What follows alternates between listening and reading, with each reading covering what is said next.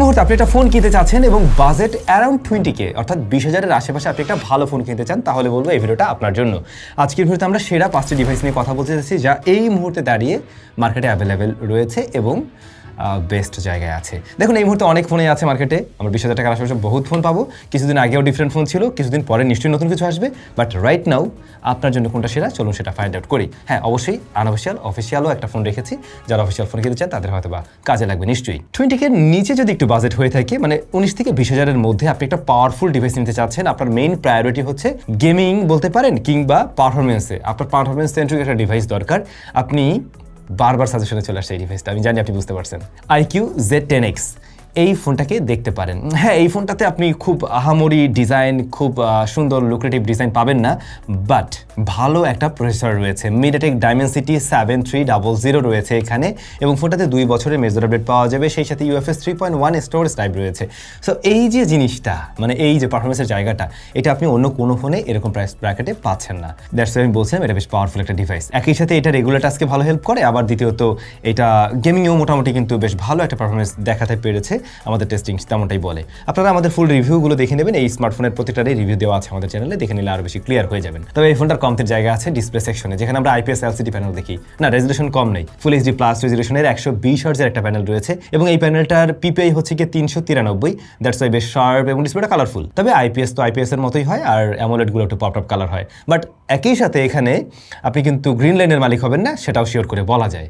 এখন এই ব্যাপারটা আপনাদের উপরে ছেড়ে দিচ্ছি। এর বাইরে 50 মেগাপিক্সেলের মেইন ক্যামেরা রয়েছে, 2 মেগাপিক্সেল একটা শুটার, আর front facing camera 8 megapixel. Camera খুব আহামরি না হলেও এই প্রাইস পয়েন্টের অনেক স্মার্টফোনের মতোই একটা অ্যাভারেজ রেজাল্ট দিতে পারে। 4K তে রেকর্ড করতে পারে সর্বোচ্চ, স্টেরিও স্পিকার আছে, 6500 mAh ব্যাটারি আছে, অ্যান্ড 44 ওয়াটের charging system. Combo just display বাদে ভাই ওভারঅল সব জায়গায় জোস। ডিসপ্লেও ভালো, অবশ্যই ভালো, তবে IPS দেখতে পারেন যারা পারফরমেন্স সেন্ট্রিক ডিভাইস খুঁজছেন। আচ্ছা, এই ফোনগুলো আপনারা পেয়ে যাবেন কিন্তু তাহামটেকের ইনফরমেশন ভিডিও ডেসক্রিপশনে দেওয়া আছে। তাদের শপ রয়েছে যমুনা ফিউচার পার্কে, তাদের কাছে আপনারা রাইট নাও যে প্রাইসগুলো বলা হচ্ছে এরকম প্রাইস সেগমেন্টে আপনারা পেয়ে যাচ্ছেন। আমাদের লিস্টের দ্বিতীয় নম্বর যে ডিভাইসটা রয়েছে, এটা কিন্তু খুব ব্যালেন্স একটা ডিভাইস, যারা একটু মানে ব্যালেন্স থাকতে পছন্দ করে তাদের জন্য। অনেকে এমন রয়েছেন না যারা মানে সব দিক থেকে ব্যালেন্স থাকতে চান, যে শীতের দিনে আপনি এমন কোনো ড্রেস আপ করবেন যেটা শীতের সমস্যা হবে না, এবং একই সাথে আপনাকে দেখতেও লাগতে হবে সবচাইতে বেশি স্টাইলিশ সুন্দর। তাদের জন্য কিন্তু আমাদের টাইজোর প্রোডাক্ট চলে আসছে, আমার নিজস্ব ব্র্যান্ড টাইজো, যেখানে আপনারা ড্রপ শোল্ডার, তারপর সোয়েট শার্ট, এমনকি আমাদের ক্যাপ সবগুলোই পেয়ে যাচ্ছেন। আর যারা স্যামজনের সাবস্ক্রাইবার তাদের জন্য স্পেশাল ডিসকাউন্ট রয়েছে, 10% ডিসকাউন্ট পেয়ে যাবেন SAM10 এই কুপনটা ব্যবহার করলেই। ডেসক্রিপশনে আমি সমস্ত ইনফরমেশন দিয়ে দিলাম। এতদিন তো আপনারা অন্যদের জিনিসপত্র কিনেছেন, এবারে না হয় আমাদের জিনিসপত্র আপনারা একটু দেখেন। মার্কেট চ্যালেঞ্জ, যে প্রাইস পয়েন্ট আমরা দিচ্ছি এর চাইতে বেটার কোয়ালিটি এই প্রাইস পয়েন্ট আর কেউ দিতে পারবে না, ফর শিওর। তার উপরে ডিসকাউন্ট থাকবে। মটোরোলার একটা ফোনের কথা বলছিলাম, Moto Z86। না, এটা 20,000-এ পাবেন না, 20,000 প্লাস করতে হবে, প্রায় 23-এর ঘরেই যেতে হবে আপনাকে। যদি বাজেট থাকে তখন কি আপনি এই ফোনটা দেখতে পারেন। OLED প্যানেল রয়েছে, 120 হার্জ হাই রিফ্রেশ রেট দেয়, HD10+ এর সাপোর্ট আছে, এবং 4500 নিটস পর্যন্ত পিক ব্রাইটনেস দিতে পারে। অন্যদিকে Corning Gorilla Glass 7i protection করে। এটার ডিসপ্লেটা সত্যিই বেশ ভালো। ডিসপ্লেটা মানে মিডিয়া কনজাম্পশন বলেন, এমনিতেও দেখতে সবকিছু মিলে ডিসপ্লেটা একদম টপ নচ লেভেলে আছে। প্রসেসরও কিন্তু সেম জায়গায় আছে, MediaTek Dimensity 7300, যেটা আমরা একটু আগের ফোনটাতেই পেয়েছিলাম অনেকটা কম দামে, বাট এইটার পারফরমেন্স তো ভালো। আপনি এখানেও ঠিকঠাকই দেখবেন। 50 মেগাপিক্সেল মেইন ক্যামেরার পাশাপাশি 8 মেগাপিক্সেল আল্ট্রা ওয়াইড আছে। এখন ওই যে বলছিলাম ব্যালেন্স, আপনি ওদিকে Dimensity 7300 পেয়ে যাচ্ছেন, একই সাথে আপনি 8 মেগাপিক্সেল আল্ট্রা ওয়াইড এবং মেইন ক্যামেরাও পাচ্ছেন। ফ্রন্ট ফেসিং ক্যামেরা 32 মেগাপিক্সেলের, এইটার ক্যামেরা কোয়ালিটি বেশ ভালো।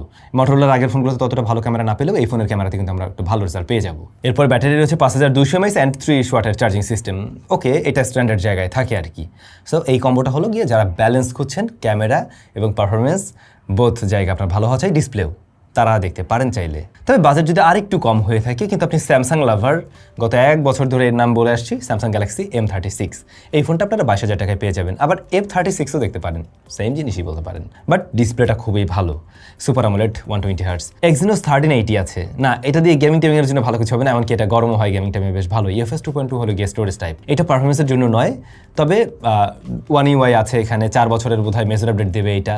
যদি কিনা আপনার ডেইলি টাস্ক সামলানোর মতো কাজ করতে হয় এই ফোন দিয়ে, তাহলে সমস্যা হচ্ছে না, এটা শিওর। 50 মেগাপিক্সেলের main camera, 8 megapixel ultra wide and 2 মেগাপিক্সেলের আরও একটা শুটার, আর ফ্রন্ট ফেসিং ক্যামেরা 13 মেগাপিক্সেল। তো দেখুন ক্যামেরা সেট আপ 50, 8, 2, ফ্রন্টে 13 এই কম্বো অবশ্যই ভালো। তো এইটার ক্যামেরা সেকশনে কিন্তু আমরা একটু আগে যে মোটর ফোনটা দেখলাম প্রায় ওর কাছাকাছি বা সিমিলার টাইপের একটা রেজাল্ট দিচ্ছে। এরপরে ব্যাটারি 5000 mAh 25 ওয়াটের চার্জিং সিস্টেম তো সাপোর্ট নেই, বাট বক্স আউট আপনি পাচ্ছেন না, এইটা একটা কমতির জায়গা অবশ্যই। তবে বাসায় চার্জার থাকলে আর সমস্যা হবে না। আপনি যদি কিনা স্যামসাং ফোনে কিনতে চান দেন এই ফোনটাকে দেখুন। আবারও বাজেট সেম জায়গায় আছে 22-23 মতো, তখন কি আপনি রেডমির ফোনও চয়েস করতে পারেন। রেডমি নোট 13 প্রো 5G এই ফোনটাকে আপনারা দেখতে পারেন। হ্যাঁ, একটু আগেকার ফোন, তবে এই ফোনটাতে কিন্তু আপনি তিনটা মেজার আপডেট পাবেন, সুতরাং লেটেস্ট থাকা যাবে এখনও।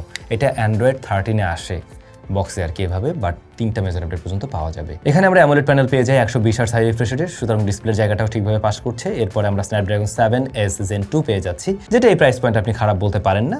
আর UFS 2.2 হলো গিয়ে স্টোরেজ টাইপ। অন্যদিকে 200 মেগাপিক্সেলের মেইন ক্যামেরার পাশাপাশি 8 megapixel ultra wide and 2 megapixel আরেকটা shooter and front facing camera কিন্তু 16 মেগাপিক্সেল। ক্যামেরার সেটআপ তো ভাই বিশাল বড়সড়। ছবিও যদি আপনি 22-23 দিয়ে কেনেন তাহলে খারাপ বলতে পারবেন না, যেগুলো আছে সেগুলোর সাথে একদমই কম্পেয়ারেবল, বা কম্পেয়ার করতে গেলে কারোর থেকে একটু এগিয়েই থাকবে। 4K তে রেকর্ড করতে পারবেন, 5100 mAh ব্যাটারি আছে, অন্যদিকে 67 ওয়াটের চার্জিং সিস্টেম সাপোর্ট নেই এবং ওটা বক্সে আপনি পেয়ে যাবেন। সো ওভারঅল এই কম্বো কিন্তু ভালো, জাস্ট ফোনটা একটু পুরানো বা আগেকার মডেল, কিন্তু লেটেস্ট থাকা যাবে, অ্যান্ড্রয়েড আপডেট যেহেতু পাওয়া যাবে 3টা। সর্বশেষ ফোনে চলে আসছে এবং এটা অফিসিয়াল ফোন। আপনার বাজেট এরকম যদি হয়ে থাকে 20,000-এর মধ্যে আশেপাশে একটা অফিসিয়াল ফোন কিনতে চান, তখন গিয়ে আপনি ইনফিনিক্স হট 60 Pro Plus এই ফোনটাকে দেখতে পারেন, যেখানে আমরা অ্যামোলেড প্যানেল পেয়ে যাই, full HD plus resolution 144 hertz. As a official phone 144 hertz এবং full HD plus, full HD না সরি, ওটা 1.5K পর্যন্ত বোঝা যায়। তো সেই জায়গা থেকে ডিসপ্লে অবশ্যই ভালো, এবং যারা মিডিয়া কনজাম্পশন করেন, মাল্টিমিডিয়া কনজাম্পশন করেন, তাদের কাছে এই ডিসপ্লে ডেফিনেটলি ভালো লাগার কথা। মিডিয়াটেক হেলিও Z200 রয়েছে, এটা একটা লেটেস্ট চিপ আপনারা জানেন, এবং মিডিয়াটেক হেলিও Z200 এটা মানে Z100 চাইতে অনেক বেশি পাওয়ারফুল এমন নয় ব্যাপারটা, বাট ওইটারই বলতে পারেন একটা কি বলে একটা নিউ জেনারেশন ভার্সন এরকম কিছু আর কি। UFS 2.2 হলো গিয়ে স্টোরেজ টাইপ, এটা দিয়ে টুকটাক গেমিং করা যায়, রেগুলার কাজ ঠিকভাবে সামলাতে পারে। অন্যদিকে 50 মেগাপিক্সেলের মেইন ক্যামেরা পাশাপাশি অক্সিলারি সেন্সর আছে, আর 13 মেগাপিক্সেলের ফ্রন্ট ফেসিং ক্যামেরা। না, ক্যামেরা খুব আহামরি না, ক্যামেরা মোটামুটি মানের, আর 5160 mAh এর ব্যাটারি এবং 45 ওয়াটের চার্জিং সিস্টেম। এই কম্বো ভালো আছে। এখন ইনফিনিক্সের এই ফোনের দোষ কোথায় আমি বলি, এই ফোনের ক্যামেরাটা আর একটু ভালো হলে পরে অফিসিয়াল হিসাবে খুব দারুণ হতো। আর একটা জায়গা হচ্ছে গিয়ে ইনফিনিক্সের UI এখনও ওই প্রিমিয়াম লেভেলের ভাইবটা দিতে পারে না, যেটা অন্য ব্র্যান্ডের অনেক ফোনেই দিতে পারে। সো ইনফিনিক্সের এই জায়গায় কাজ করলে ভালো। রিভিউর মতো ব্যাপার সবার চলে আসলো। যাই হোক, আপনারা আমাদের রিভিউ দেখলে আরও ক্লিয়ার হয়ে যাবেন। সো এই ফোনগুলো মোটামুটি এই মাসে বা এই সময়ে দাঁড়িয়ে আপনি যখন ভিডিওটা দেখছেন তখন পর্যন্ত ঠিকঠাকই আছে। নেক্সট মাসে হয়তো আমরা নতুন ভিডিও করবো, নতুন কিছু চলে আসতে পারে, তো ওয়েটও করতে পারেন। আইদার এগুলোর মধ্যে থেকে কোনোটা চয়েস করে নিন। সব ভালো থাকুন, দেখা হচ্ছে নতুন কোনো ভিডিওতে।